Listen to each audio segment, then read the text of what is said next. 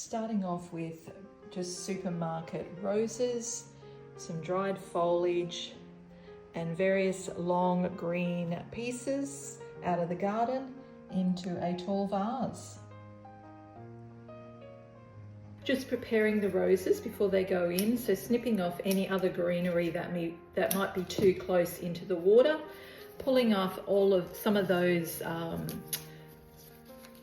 yucky petals, technical term, from around the outside, and then I'm just going to put in some wire up into the head of the rose, wrapping it around so that it just keeps that head upright.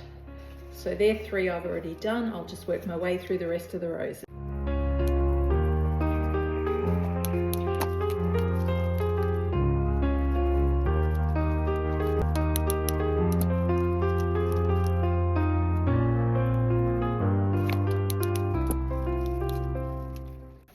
Now that all my items are prepared, I'm going to just try and work out what I want to do. So being a really tall vase, I'm not using any oasis.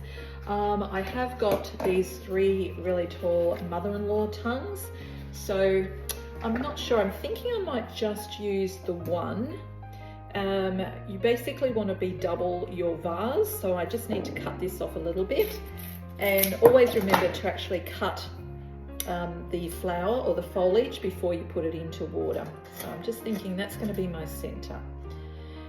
I normally like to have an arrangement that you can see nicely from all sides, but I'm thinking this one I might just try and do it as a front displaying arrangement.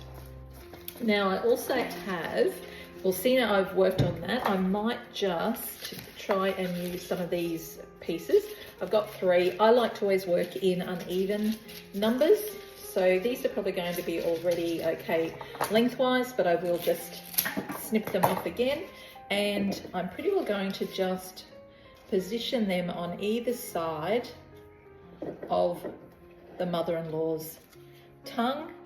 And I know I have 3, so I might just put 1 in front of the mother-in-law's tongue just to see how it looks. I can always, because I'm not using oasis, I can fiddle with it as I go.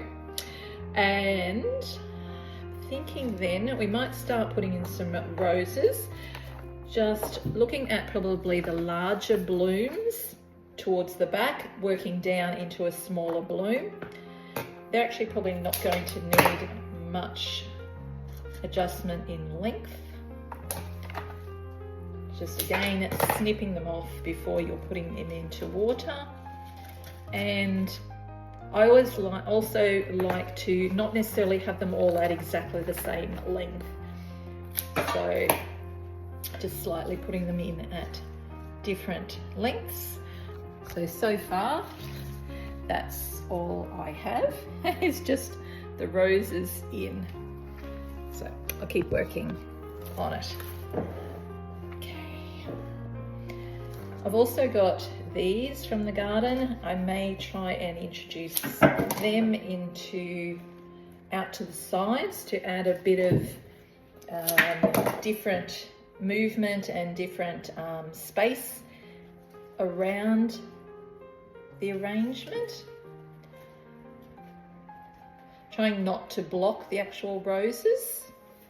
So I've got 2 of those in. Again, I like to work in 3s, but I'm thinking the larger one I may try and have coming out from the front of it.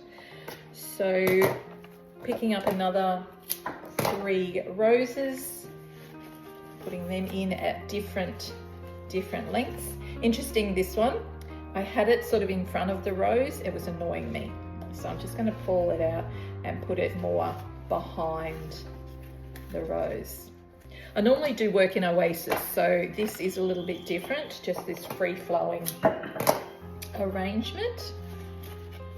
The other problem I have a little bit with these, because they're sort of a front-facing flower, sometimes they're wanting to actually turn around and you're seeing the back of it, so just got to reposition it so that it works. And I'm just putting these roses in at various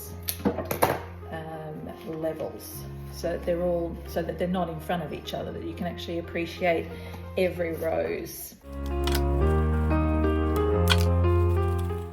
with the without using the Oasis, you can sort of just pull up if you need different heights, move them around so that aesthetically they look pleasant.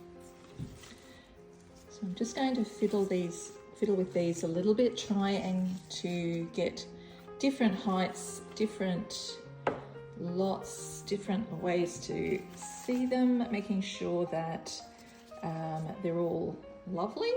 To me, there is a missing spot here. So that might well be where one of these actually can fit in, just take up that space. And I also have this foliage, so I'm not quite sure. I'm going to have a play around with that. Okay, slight change of plans.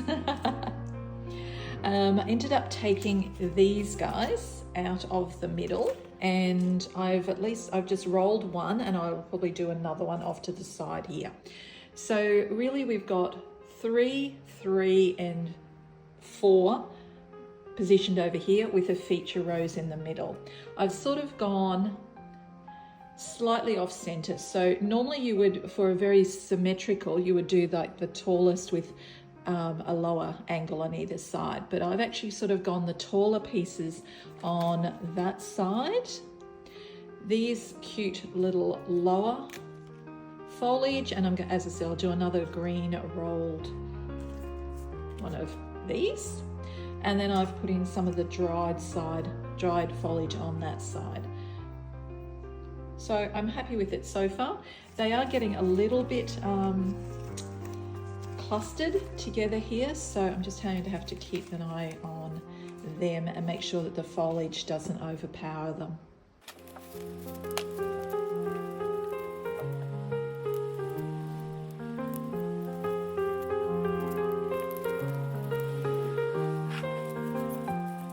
So I think I'm happy with this. So I've put those 2 rolled long pieces, dried foliage, elegant roses, lots of greenery out of the garden, and there we have it.